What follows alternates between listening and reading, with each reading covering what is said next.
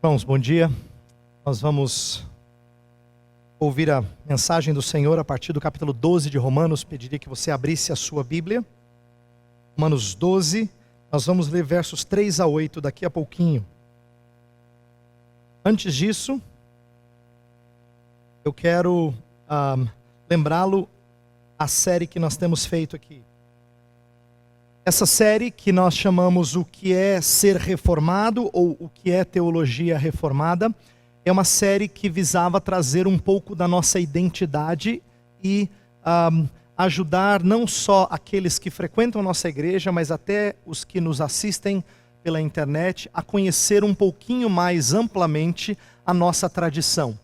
Então, o intento da série é fazer a fé reformada conhecida além do que normalmente é dito por aí, a associação com algumas coisas que nós já falamos antes. Então, por isso que nós temos tratado de assuntos diferentes. E o intento é começar a abrir os nossos horizontes. É claro que essa série não tem condições de esgotar, até porque, além de ter mais assuntos, cada assunto que nós tratamos aqui num domingo daria para falar vários domingos. Alguns professores de escola dominical tiveram a tarefa dificílima de colocar em uma aula o que daria para dar em várias aulas. Então isso mostra a abrangência de cada assunto. Mas eles foram escolhidos porque, em alguma medida, eles são distintivos da tradição reformada. Eles são singulares nas igrejas que se dizem reformadas, e a igreja presbiteriana é uma igreja que se diz reformada. Então ela precisa conhecer a sua identidade. Nem sempre ela é coerente com aquilo que ela recebeu. Tem igrejas presbiterianas que não conhecem a sua identidade muito bem, mas é importante nós sermos lembrados do que constitui essa identidade. Então, hoje eu vou falar sobre o projeto de Deus na igreja. Então eu quero convidar você a acompanhar a leitura que eu vou fazer de Romanos 12, versos 3 a 8. Estou lendo na NVI. Por isso, pela graça que me foi dada, digo a todos vocês, ninguém tenha de si mesmo um conceito mais elevado do que deve ter, mas ao contrário, tenha um conceito equilibrado, de acordo com a medida da fé que Deus lhe concedeu. Assim como cada um de nós tem um corpo com muitos membros, e esses membros não exercem todos a mesma função, assim também em Cristo, nós que somos muitos, formamos um corpo, e cada membro está ligado a todos os outros. Temos diferentes dons, de acordo com a graça que nos foi dada. Se alguém tem o dom de profetizar, use-o na proporção da sua fé. Se o seu dom é servir, sirva. Se é ensinar, ensine. Se é dar ânimo, que assim faça. Se é contribuir, que contribua generosamente. Se é exercer liderança, que a exerça com zelo. Se é mostrar misericórdia, que o faça com alegria. Então, o projeto de Deus diz respeito à igreja. Hoje, a mensagem de hoje vai tratar sobre o conceito que nós devemos ter de igreja, um conceito que combine com a nossa fé. E eu já começo dizendo o seguinte: eclesiologia é o termo que a gente usa para se referir ao estudo da igreja, tá? O estudo da igreja é chamado de eclesiologia. Então, eu estou usando essa palavra, na verdade, mais para significar um conceito que nós temos de igreja. Então, de acordo com a nossa fé, com a tradição reformada, com a fé reformada, que provém da reforma e que ocupa um lugar específico na reforma, principalmente advindo da Suíça, passando pela Escócia, América do Norte, chegando até o nosso país. O que é a igreja? Então, eu vou dizer que eu não estou me referindo a uma igreja que prega a soberania de Deus na salvação. Nós já falamos disso bastante nessa série. E eu não desprezei a importância dos chamados 5 pontos do calvinismo. Só que é possível crer na soberania de Deus na salvação e ainda assim não ter uma visão reformada do que é igreja. Então eu estou defendendo que um conceito reformado de igreja vai além. Não é menos, mas é mais do que pregar soberania de Deus na salvação. Um conceito reformado de igreja também não significa uma igreja tradicional na sua liturgia ou nos seus costumes. Eu já dei esse exemplo antes. Tem pessoas que acham que ser reformado significa ter alguma tradição, alguma coisa formal, tipo um coral de toga, ou se não ter sociedades internas. No caso da igreja presbiteriana, nós temos as chamadas sociedades internas, e que isso seria sinônimo de que a nossa igreja é reformada. esse é um conceito limitado a aspectos muito próprios do nosso tempo. Por quê? Porque houve tempo em que não tinha sociedades internas e também algumas formalidades hoje eram avançadas no passado, né? E algumas coisas que hoje são avançadas talvez serão formais no futuro. Essas coisas alternam. Então não é um bom conceito a gente dizer que tradição, certas tradições litúrgicas ou de costumes são sinônimo de um conceito reformado de igreja. A gente vai falar no próximo domingo sobre a importância de entender culto a partir de um referencial reformado. Isso é fundamental, mas não significa costumes tradicionais. Em terceiro lugar, igreja também não deve ser identificado com o sistema de governo presbiteriano, igreja reformada. Isso aqui é uma coisa que pouca gente sabe. Nossa igreja chama igreja presbiteriana por causa da sua forma de governo, isto é, ela é governada por homens escolhidos pela igreja, presbíteros, que são supervisores, e isso faz dela uma igreja que é governada por representantes eleitos pela igreja local, por cada membro da igreja. Esse é o sistema presbiteriano, em que muitas das decisões acontecem pelo grupo de representantes, que nós chamamos de conselho da igreja. Esse é o sistema de governo que é preponderante na tradição reformada, mas ele não é o único. Tiveram outros reformados famosos na história que não eram presbiterianos na sua forma de governo.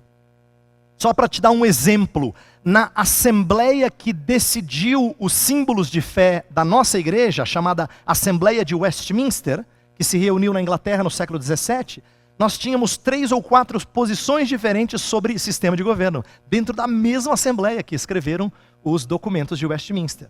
Então, nem mesmo o sistema de governo é a melhor identificação do que significa uma igreja reformada. Eu estou dando esses 3 conceitos e dizendo que eles não esgotam e eles não são o melhor sinônimo de igreja reformada, só para levar você a entender como é difícil conhecer a nossa tradição, porque esses conceitos estão presentes na cabeça de muita gente. Se eu perguntasse aí fora, igreja reformada é 3 pontinhos. Alguns responderiam, primeira, segunda, terceira. E eu acho que isso não é a melhor resposta. Por isso, meu desejo é que a gente pense um pouco mais seriamente sobre o que fez, que tipo de reformulação a reforma trouxe ao conceito de igreja. Então, vamos lá. Eu já falei isso antes, mas eu vou repetir, porque eu tenho aprendido a importância de voltar a certos temas, para que a gente grave bem. Então, quem está na igreja há cerca de 3 anos já ouviu isso antes numa outra mensagem. Quem é mais novo vai ouvir pela primeira vez, tá?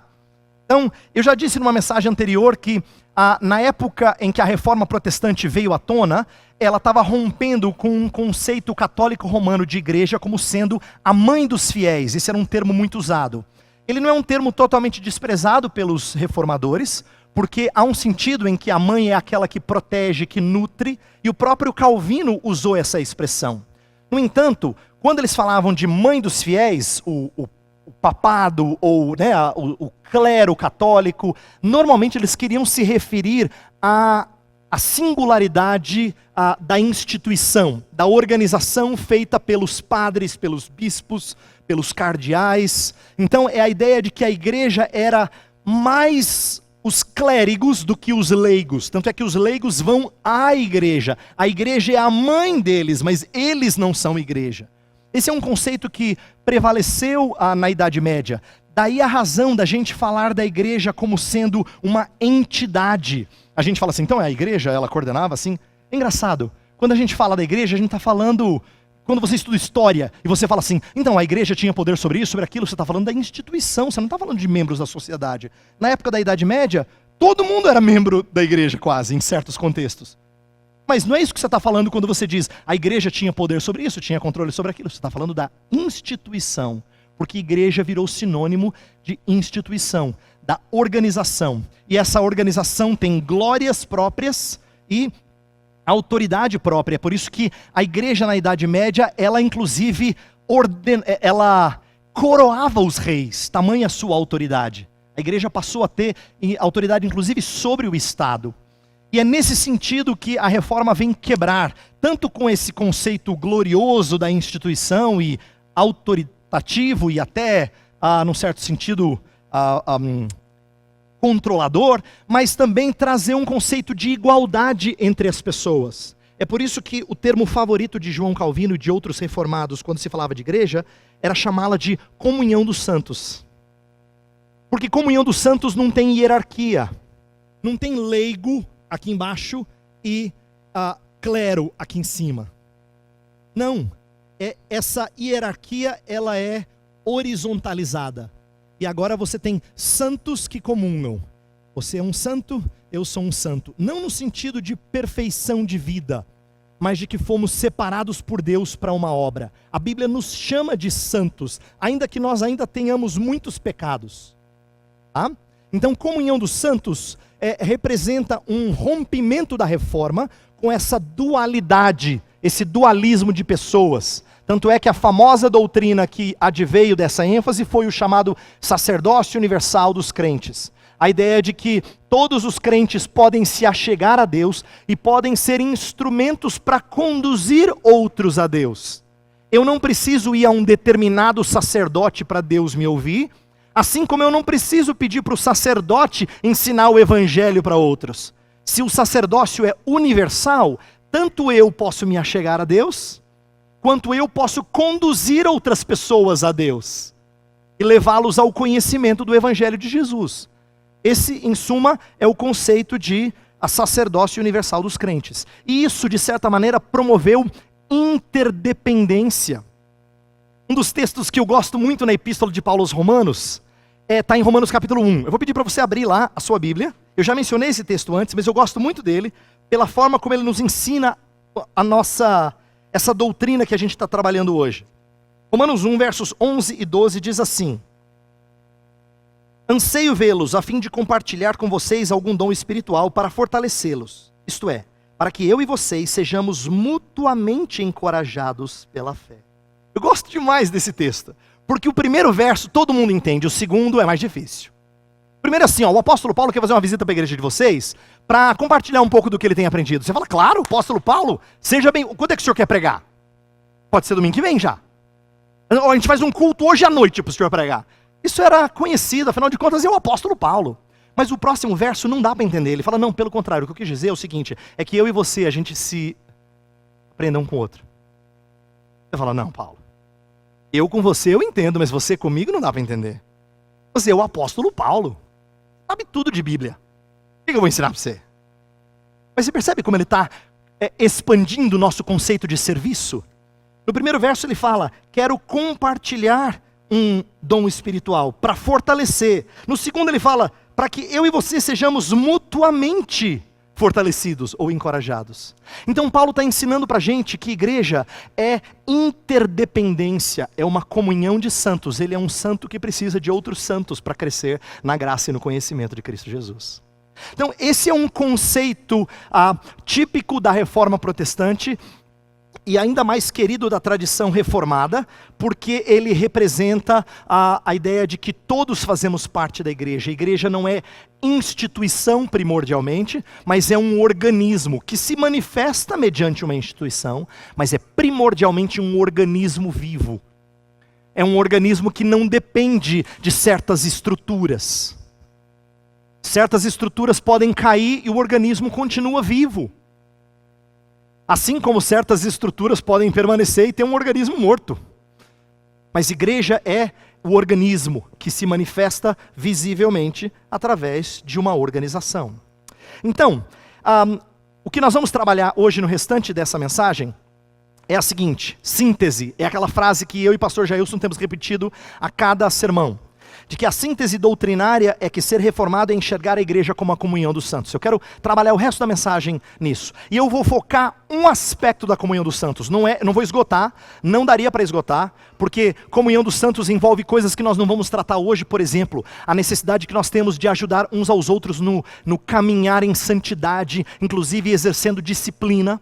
Quando eu repreendo um irmão, quando ele me repreende, nós caminhamos juntos e ajudamos uns aos outros. Eu não vou falar desse assunto, embora seja riquíssimo, porque essa não é a ênfase principal do nosso texto-chave, tá? Mas também está dentro de comunhão dos santos. O que eu quero tratar especificamente é de uma implicação ética. Ser reformado é articular ministérios segundo os dons no espírito de humildade. Ser reformado é articular ministérios segundo os dons, no espírito de humildade. Tem bastante coisa aqui, vou tentar explicar em poucas palavras. Articular ministério significa criar contextos de serviço. Mas o serviço tem que ser em conformidade com a habilidade que o Espírito de Deus te dá, que a gente chama de dons espirituais. Tem pessoas que não entendem ministérios e criam ministérios que não têm a ver com dons. Vou dar um exemplo. Tem gente que fala assim, na igreja a gente tem um ministério de oração que é uma bênção, pastor. Querido, ministério de oração é a coisa mais errada que existe. Porque oração é um dever de todos, não é um serviço que eu presto para ninguém. É um dever porque mostra a dependência de Deus e exalta a Deus no cuidado do seu povo. É por isso que eu oro por você e você por mim. Mas não é serviço, eu não te sirvo quando eu oro. Eu mostro dependência de Deus. E não é um dom espiritual, ninguém tem dom da oração. Não existe isso na Bíblia. Então, ministérios têm a ver com a relação que nós devemos fazer com as habilidades que o Espírito nos deu, tá? As habilidades que o Espírito nos deu. Nós vamos falar um pouquinho desses dons hoje. E isso tem que ser feito no espírito de humildade, porque dons não podem gerar soberba. Essa é uma das principais ênfases de Paulo lá em 1 Coríntios. 1 Coríntios 12, quando ele começa a tratar de dons espirituais, ele está lidando com um grupo de pessoas que era soberba, porque se achava possuidora de um dom especial. No caso lá, o dom de línguas. E aí eles acabaram se exaltando. Paulo não despreza o dom de línguas, como quem diz, não vale para nada, mas ele coloca propositalmente o dom de línguas lá embaixo para dizer, vocês não entenderam para que dons foram dados. Dons foram dados para serviço humilde. Então por isso que nós vamos falar sobre isso, sobre articular ministérios segundo os dons no espírito de humildade. Vamos lá. E agora eu quero, à medida que a gente vai discorrer sobre esse assunto, esse é o nosso tema de hoje, eu quero lembrar de um lema muito usado, mas mal entendido. Você já deve ter ouvido, se você está na igreja há algum tempo, você já ouviu esse lema aqui. Igreja reformada, sempre reformando. Esse é um lema que as pessoas amam, elas adoram, para falar assim, de como a igreja não pode ser estática, retrógrada, ela tem que ser para frente. Ela tem que ser uma igreja assim para frente. Igreja reformada sempre reformando. Esse é um lema mal entendido. E eu digo por quê. Veja só. Não se trata de um espírito que almeja inovar ou reinventar a igreja, adequando-a a tempos modernos, aos tempos modernos. Mas tem a ver, o lema tem a ver com restaurar a igreja ao seu propósito original, comumente negligenciado num mundo distorcido pelo pecado. Presta atenção. Igreja reformada sempre reformando não significa igreja reformada sempre inventando. É porque reforma parte do pressuposto de que alguma coisa envelhece, fica velha, fica ruim, estraga, precisa de reparo. Essa é a ideia por detrás de reforma. Reforma é necessária porque as coisas desandam. Então, o que significa igreja reformada sempre reformando? É que o conceito de igreja que a Bíblia apresenta frequentemente é distorcido. A igreja reformada tem que resgatar esse conceito de igreja. Ela precisa lembrar-se novamente sobre algumas coisas que constituem a sua essência. Igreja reformada não inventa moda. Ela resgata a moda. Se eu puder usar essa analogia. Ela traz aquilo que era belo e fantástico e descoberta lá de trás de novo, porque a gente esquece. Então, às vezes em que a Bíblia trata de reis como Josias que promoveram uma reforma, o que foi a reforma de Josias? Foi descobrir o livro antigo, que estava lá perdido, no templo, acredita? No templo. Quem imaginaria que a Bíblia estaria no templo? Mas essa foi a reforma de Josias, ele descobriu algo antigo, não foi novo, antigo. Igreja reformada é aquela que é distorcida ao longo dos tempos e precisa se reformar, precisa voltar ao seu conceito original. É por isso que eu acho que o nosso texto tem muito a ver com essa ideia da gente resgatar. Por quê? Pastor Jailson pregou no domingo passado sobre a mudança de perspectiva. Né? Não vos amoldeis a este século, mas transformai-vos pela renovação da mente. Então, Paulo está propondo que à luz de tudo que Deus fez em Cristo Jesus, pelo seu Espírito, na sua vida e na minha vida, tem que mudar a nossa cabeça, nossa maneira de enxergar. Como ensinou o Bruno e pregou o pastor Jailson no domingo passado, muda a nossa cosmovisão. Ok, Então muda a nossa cosmovisão como? O que ela trabalha? Então, de uma maneira um pouco mais ampla, a mudança de mentalidade da qual Paulo falara se aplica à vida em comunidade, tanto na esfera eclesiástica, como pessoal e civil. Eu não vou poder explorar as outras duas aqui, mas o restante do capítulo 12 fala de muitas coisas relacionadas a como nós tratamos uns dos outros. A gente chora com quem está chorando, a gente se alegra com quem se alegra. A gente ajuda as pessoas quando elas estão com necessidade, a gente não vinga aquilo que elas fizeram contra nós. São todos exemplos de relacionamentos pessoais, nas quais a nossa mentalidade é mudada. Assim como o capítulo 13 vai falar do governo civil. Não é interessante que Paulo escreveu para Roma, o lugar onde César controlava tudo, e disse assim: essas instituições foram colocadas lá por Deus. Eu imagino que isso foi um tapa na cara dos romanos mais do que seria de outras cidades, porque eles mais do que ninguém sabiam a sujeira que se passava lá. Mas Paulo está dizendo: olha, autoridades não devem ser vistas como a gente vê político no Brasil. Tudo igual, farinha do mesmo saco. Elas são colocadas lá pelo Senhor Deus. E elas exigem de nós submissão. Ainda que nós não gostemos de A, B ou C.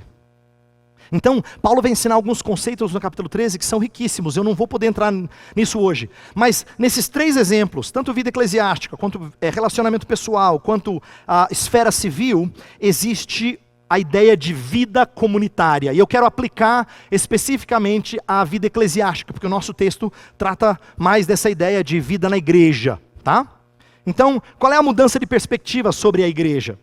Eu diria que pode se aplicar a 2 coisas. Primeiro, transformação de caráter não acontece mais na esfera individual, mas comunitariamente, em nossos relacionamentos uns com os outros. Esse é um conceito importante, eu já disse ele antes, não estou trazendo nada muito novo, mas é importante eu enfatizá-lo, porque eu creio que isso vai contra a maré dos nossos dias. Nós estamos tão acostumados a pensar em mudança de vida, em resoluções, em coisas que nós fazemos individualmente, no quarto, eu com Deus. Não, salvação é uma coisa individual. A gente enfatiza tanto a experiência individual em nossos dias, que a gente perdeu de vista que na Bíblia a transformação é mais comunitária do que individual. Ela é operada por vida comunitária. Ela acontece à medida que eu e você afiamos ferro com ferro. Por isso é importante que a gente resgate esse conceito, porque nos dias em que as pessoas têm procurado às vezes acompanhar mensagens pela internet e não têm frequentado igreja nenhuma, elas se esquecem da importância de transformação por intermédio de vida comunitária. 1 Coríntios 12 e Efésios 4 são 2 textos fantásticos sobre isso. 1 Coríntios 12 tem a analogia do corpo, que a gente vai trabalhar, porque está aqui também, e fala da importância que nós temos uns dos outros. Mas Efésios 4 é genial. Fala que nós fomos colocados por Jesus Cristo com dons dentro da comunidade de Deus, para que nós aprendamos a servir uns aos outros e cresçamos à medida da estatura varonil de Jesus Cristo. Veja só, eu e você fomos salvos para sermos parecidos com Jesus. O que Efésios 4 nos ensina é que não tem jeito disso acontecer se não for por intermédio de outras pessoas na sua vida. Não tem jeito. Ponto final. Você não chega à estatura de Jesus Cristo no isolamento. Impossível. Efésios 4 nos ensina que você precisa de outros para que você chegue a essa estatura. Esse é o objetivo, esse é o projeto de Deus. Que esse crescimento aconteça comunitariamente. O segundo aspecto trabalhado, que eu acho que é uma implicação do que Paulo está ensinando, é porque ele está preparando um espírito de humildade que gere paz entre as pessoas na igreja, antes que soberba por parte dos fortes ou desprezo por parte dos fracos. Tem um texto que, na sequência aqui, que é o capítulo 14 e 15 de Romanos, que vão tratar de como havia certas pessoas lá entre os romanos que se julgavam fortes, não se escandalizavam com qualquer coisa, e os fracos que se escandalizavam com algumas coisas. Paulo é que os chama de fortes e fracos, não são eles que se chamam. Mas Paulo está dizendo assim, olha, quem é forte tem pecado porque você despreza quem é fraco. Você diz assim, é fogo lidar com criança na fé, viu?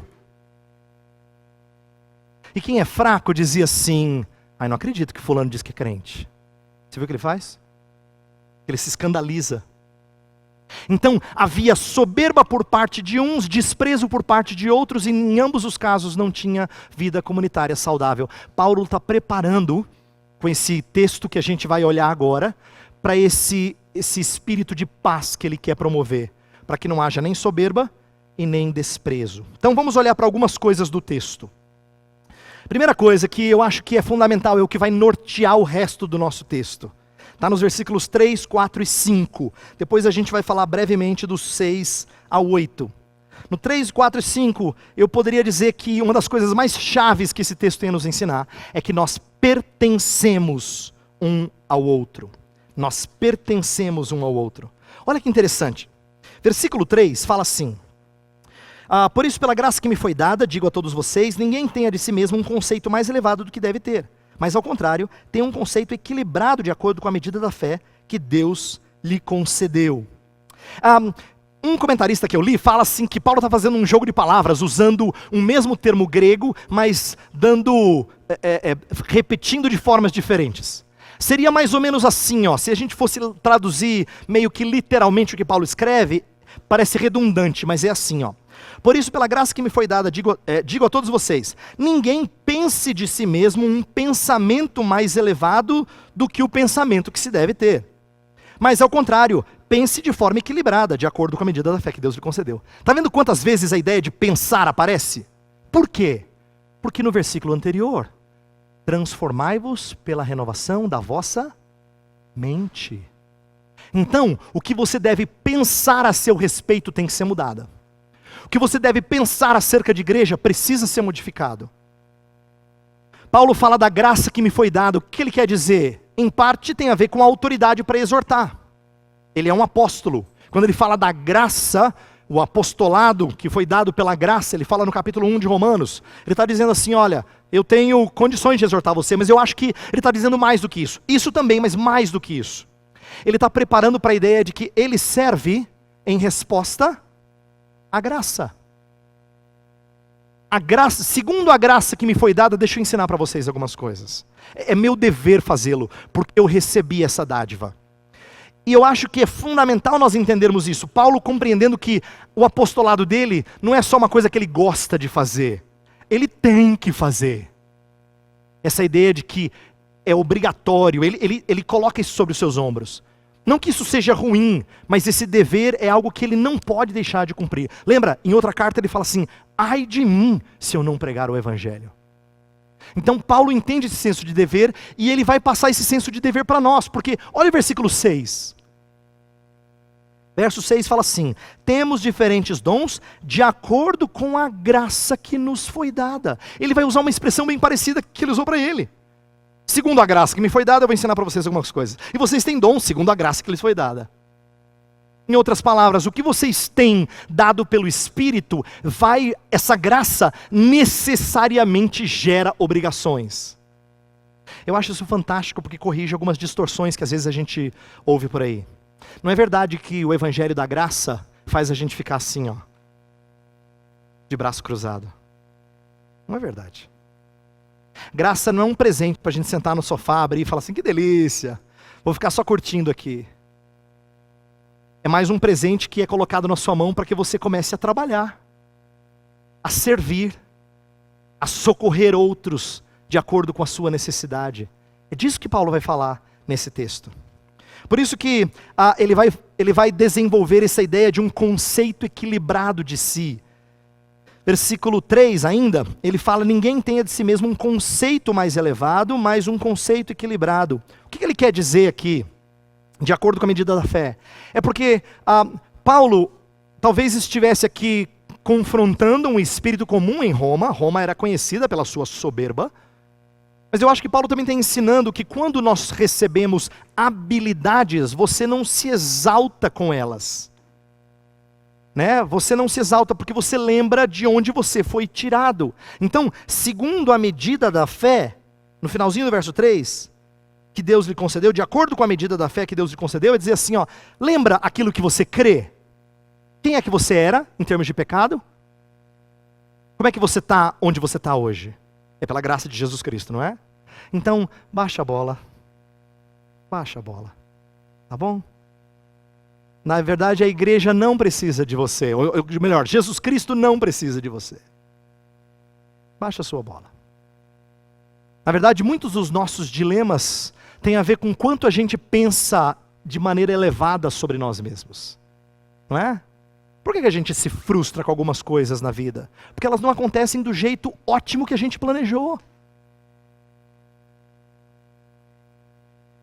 Por que a gente fica ansioso? Porque eu não tenho o controle para executar exatamente o que eu queria. Que realmente, inclusive, é uma excelente ideia. Desculpa, modéstia à parte.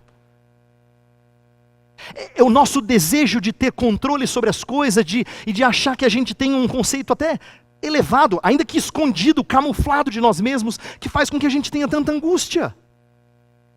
Paulo fala assim, lembre-se de você pensar de si mesmo segundo a fé. Lembra a fé? A fé é reconhecimento da sua pobreza, da sua falência, da sua necessidade de Cristo e dele somente. Pense de si mesmo assim, desse jeito. Então, Paulo está nos levando a uma vida de humildade, porque ele sabe que isso é necessário para o serviço. É necessário para o serviço. E falando da nossa necessidade uns dos outros, isso aqui é uma coisa muito boa. Eu não sei quantos de vocês aqui tem uma personalidade forte, como a gente costuma dizer, no português bem popular. Mas normalmente quem tem personalidade forte é aquela pessoa assim que quase que, não pode não dizer com todas as letras, mas quase que está dizendo assim, eu me basto. Aquela pessoa que acha assim que dá conta. Você já ajuda? Não, eu me viro, pode deixar. É aquela pessoa que entende que ela se basta. Uma das coisas radicais que a Escritura nos ensina, eu digo radicais porque ela é fácil da gente dizer, mas ela é difícil da gente acreditar, é que a gente precisa um do outro, desesperadamente. Cristo pode não precisar de mim, mas eu preciso de você, e você de mim, e você do outro que está do seu lado, mesmo aquele que está do seu lado, você precisa dele.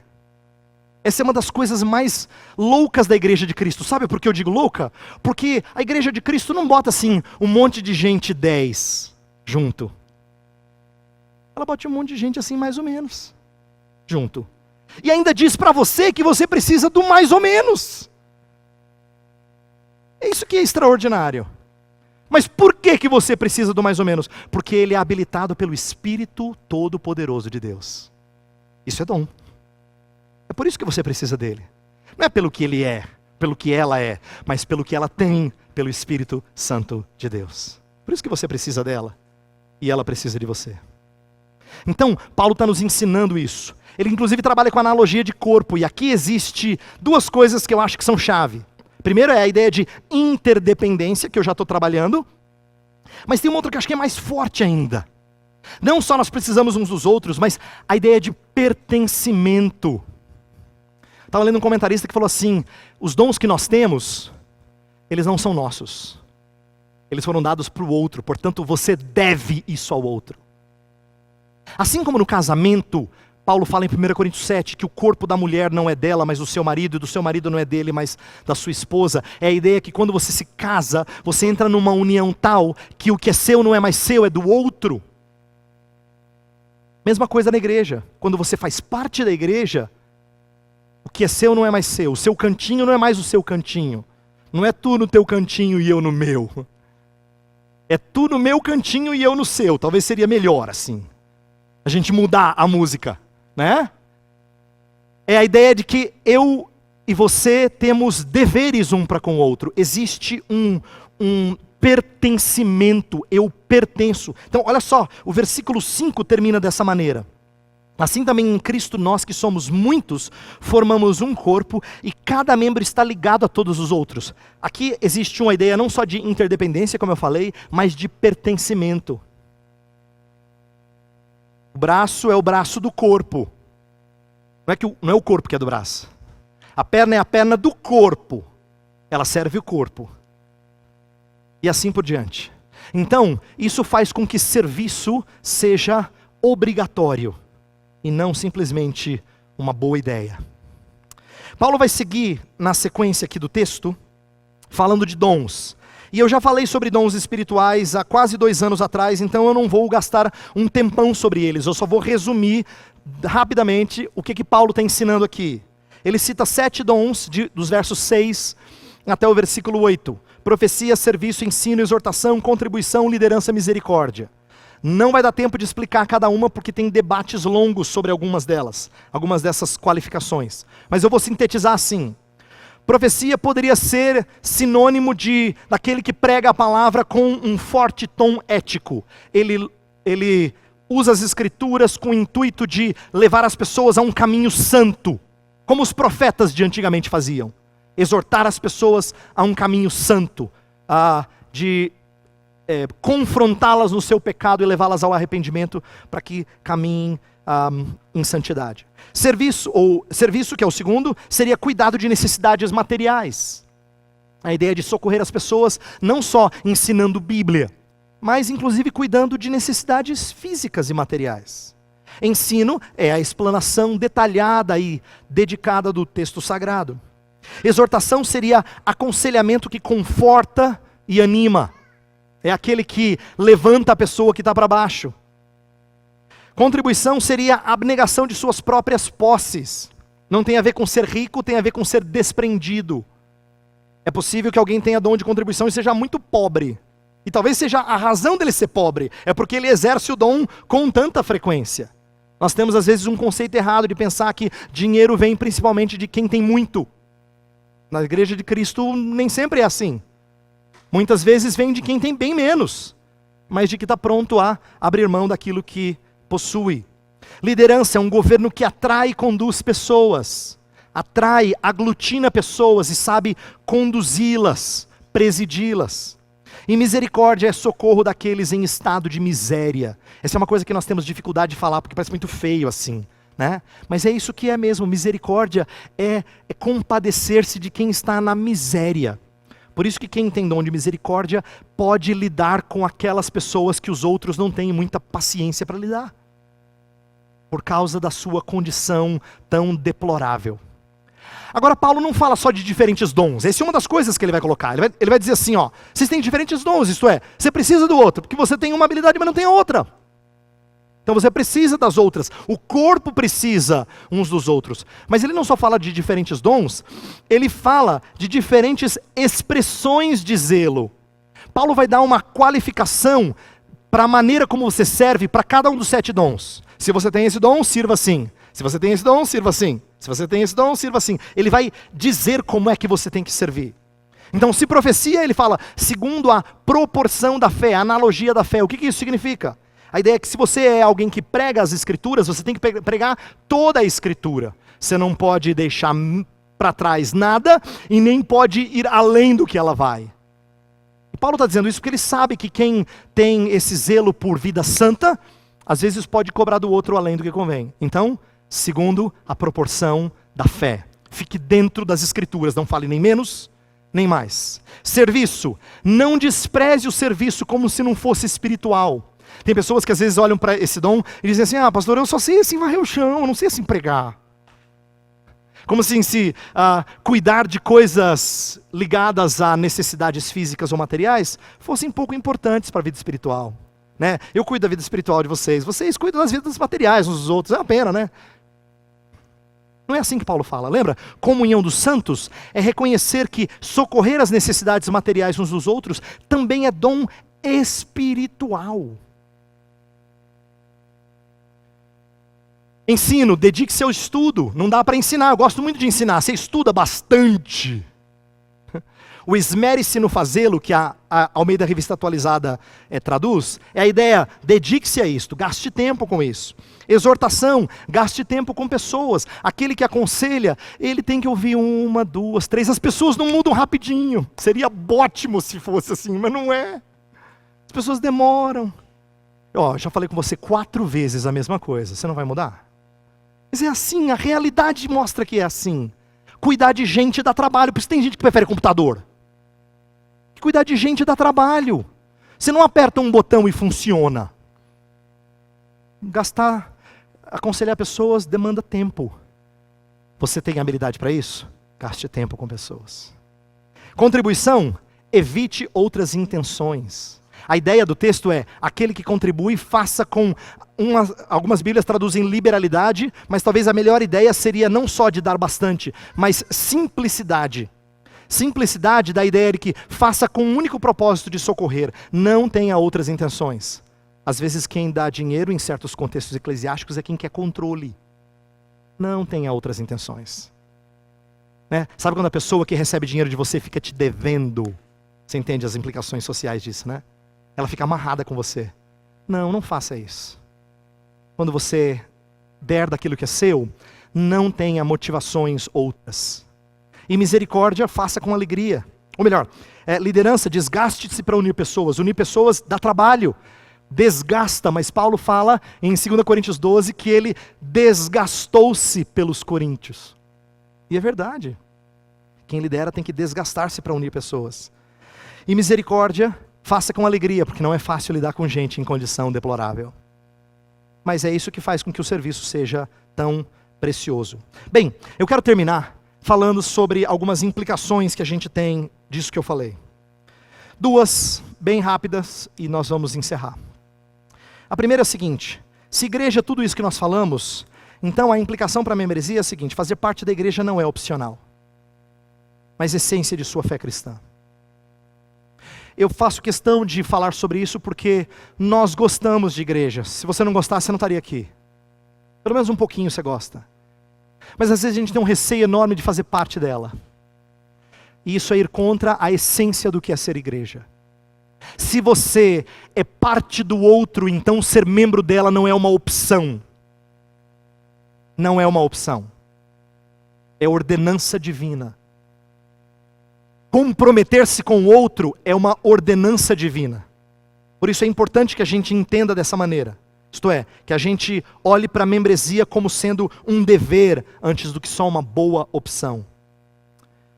E eu digo isso porque nossos tempos são tempos cada vez mais crescentes de pessoas que ficam pingando de igreja em igreja. Eu estou falando isso não só para você que está presente aqui, não. Todo mundo que vai ouvir na internet vai dizer, aham. Porque é verdade. Como você tem opções de igreja aos montes hoje, você sai de igreja, muda de igreja, com a facilidade quase que você troca de roupa. E lembra, eu quero que você entenda que esse é um perigo próprio do nosso tempo. Em tempos passados não se mudava de igreja com facilidade, porque era uma mudança de vida. Ia trazer implicações seríssimas para você. Primeiro que não tinha muitas opções, depois se você resolvesse fazer, talvez você fosse ter a família inteira se virando contra você. Era uma decisão séria. Na maioria das vezes era uma vez só que se fazia na vida, esse tipo de mudança. Mas hoje não, as pessoas hoje elas vão numa, depois elas vão numa, elas experimentam, que nem um sorvete. Está quente hoje, vontade de tomar limão. Aí outro dia ela toma chocolate, que ela está com vontade. E assim, ela tem variedade de opções. Isso é sério, o que eu estou falando não é brincadeira. A analogia é apenas para você pensar em quão barato é esse espírito de quem experimenta coisas diferentes. Porque isso perde de vista a ideia de pertencimento. Se você não tem pertencimento, você está em desobediência para com Deus. Pertencimento está na essência de ser da igreja de Cristo. A segunda implicação é para o serviço. Desgastar-se no serviço é resposta à graça que nos foi dada. Como é precioso isso. Servir não é fácil, servir é custoso. Servir dói, servir cansa. E se você chegar para mim e falar, pastor, eu estou com um tempo complicado, eu sei que você só vai arranjar tempo para aquilo que for precioso para você. Porque assim, a gente arranja tempo para aquilo que é precioso para a gente, que é importante para a gente. Servir é custoso, não pense que é fácil, é custoso. Mas a ideia de ser custoso é porque a gente não liga de ter esse custo. Por causa da graça que nos foi dada.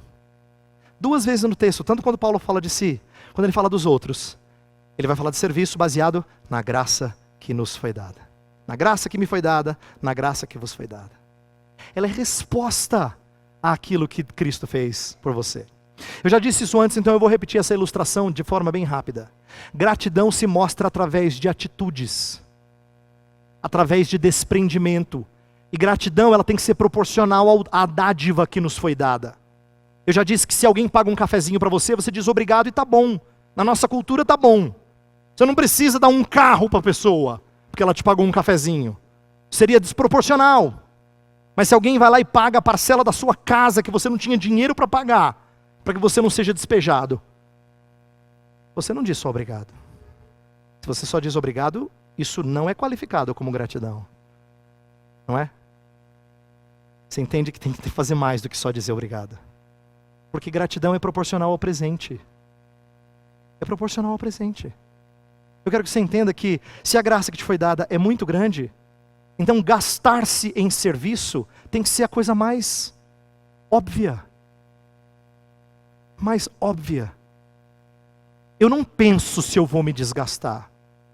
Eu me desgasto e depois suplico a Deus que me dê forças por causa da graça que me foi dada. Eu não pondero, será que eu faço? Ai, não sei. Não. Segundo a graça que me foi dada, eu preciso desgastar-me. Porque corresponde ao presente que eu recebi.